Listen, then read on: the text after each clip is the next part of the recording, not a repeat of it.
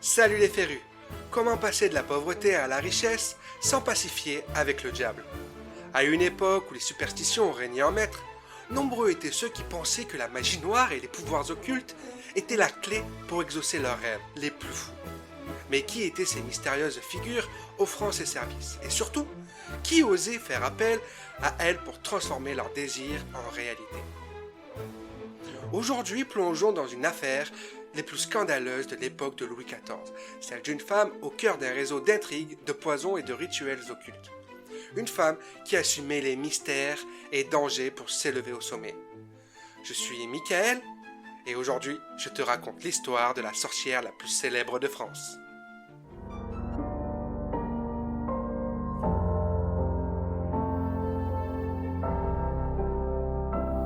Bienvenue sur le podcast Raconte-moi son histoire.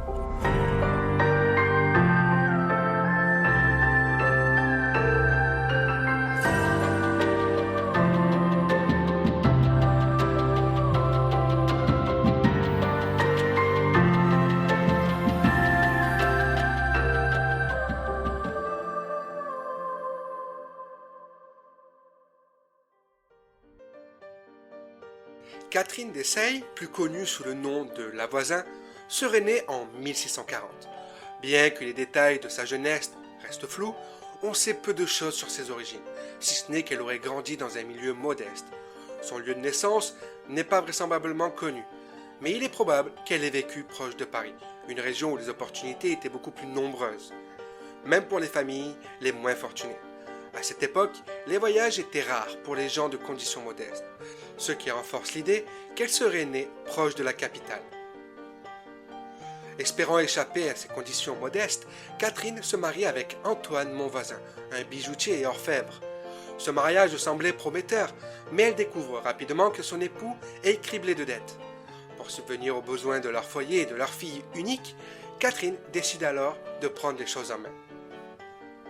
Elle se forme à diverses pratiques, comme l'arboristerie, et peut-être même des rudiments d'alchimie. Des savoirs précieux à l'époque.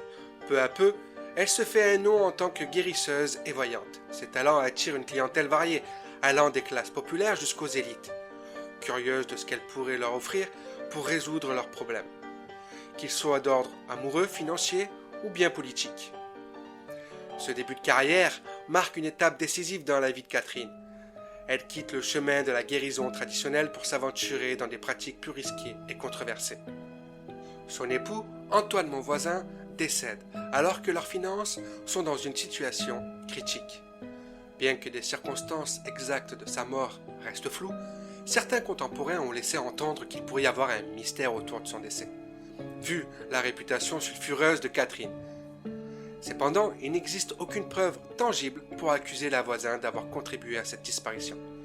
Si Antoine était lourdement endetté, son départ est néanmoins marqué par un tournant dans la vie de Catherine, qui devait désormais subvenir seule aux besoins de leur fille et trouver une source de revenus plus stable. Dans les années qui suivent, Catherine, désormais connue sous le nom de Lavoisin, se tourne vers la chiromancie, un métier qui allait la faire sortir de la pauvreté et l'enrichir considérablement. La chiromancie, ou l'art de lire dans les lignes des mains, était alors une pratique mêlant superstition et ésotérisme. À travers l'interprétation des lignes de vie, de cœur ou encore de tête, Lavoisin propose à ses clients de dévoiler leur avenir, leur destinée amoureuse ou encore leur chance de réussite dans leur projet. Mais pourquoi un tel succès? La réponse tient en partie à la clientèle qu'elle a su séduire.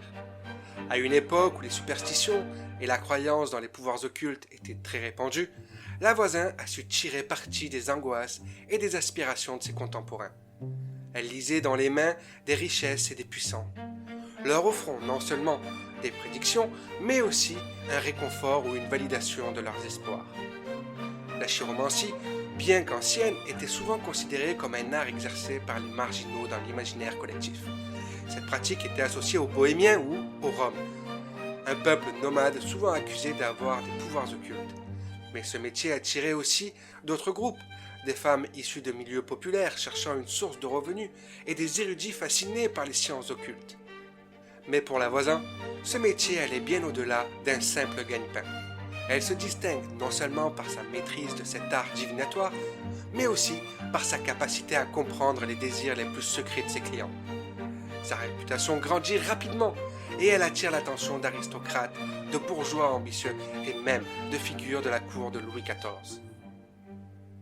Si tout semblait aller pour le mieux pour la voisin, avec sa réputation grandiose et ses activités florissantes, des ombres inquiétantes planaient néanmoins sur la cour de Louis XIV.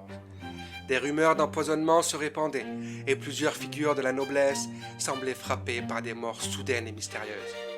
Ces murmures devenaient de plus en plus difficiles à ignorer, jusqu'à ce que le roi lui-même décide d'intervenir.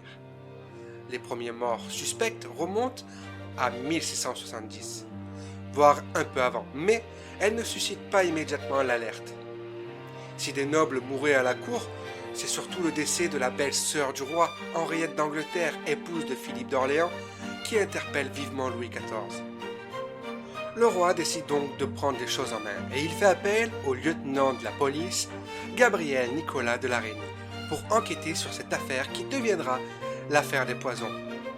Bien que l'affaire soit complexe, en 1672, un événement vient basculer l'enquête. Lors de la mort naturelle d'un officier de cavalerie, aventurier et couvert de dettes, Gaudin de Sainte-Croix. Dans ses affaires, on retrouve un coffret contenant 9 lettres de sa maîtresse, la marquise de Brinvilliers, ainsi qu'une reconnaissance de dette d'un montant de 30 000 livres.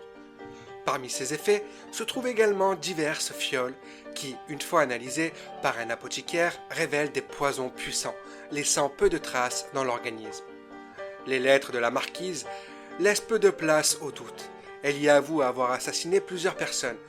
Bien qu'elle tente de fuir, elle est finalement arrêtée, jugée et exécutée en 1676, tout comme son valet la Chaussée. Cependant, 3 ans après son exécution, l'affaire prend un tournant inattendu. Lors d'un dîner bien arrosé, un petit avocat sans grande envergure entend parler des messes noires et d'empoisonnement.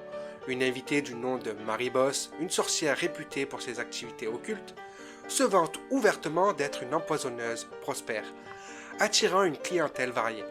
Scandalisé par ces propositions, l'avocat s'empresse de rapporter ces informations aux autorités. Marie Bosse, arrêtée et soumise à un interrogatoire, livre alors de nombreux noms, dont celui de la voisin. Cette révélation alarme Louis XIV, car elle met en lumière l'implication de la haute société et même de son propre gouvernement dans un réseau de crimes sordides. Des femmes de la noblesse et parfois même des épouses de ministres étaient accusées d'avoir acheté du poison pour se débarrasser de leur mari gênant ou pour vivre librement leur amour clandestin. Face à cette menace grandiose, Louis XIV décide de créer un tribunal exceptionnel, la Chambre ardente. La Chambre ardente devient le théâtre de témoignages accablants, souvent obtenus sous la torture. L'étau se resserre autour de la voisin, dévoilant l'ampleur de son réseau et son rôle central dans cette sombre affaire. Sous la pression, la voisin finit par avouer ses activités terrifiantes. Et elle ne se contentait pas de fournir des poisons à une clientèle prestigieuse, mais organisait également des messes noires où des nourrissons étaient sacrifiés. Les aveux de la voisin révèlent une pratique horrifiante, où se mêlaient superstition et meurtre rituel. Parmi les noms évoqués dans ces confessions, celui de Madame de Montespan, la favorite de Louis XIV et mère de 7 de ses enfants, fit l'effet d'un séisme. Selon la voisin, la marquise aurait participé à des cérémonies occultes pour maintenir son emprise sur le roi, utilisant des élixirs et des invocations démoniaques dans une quête sans fin de pouvoir et de passion.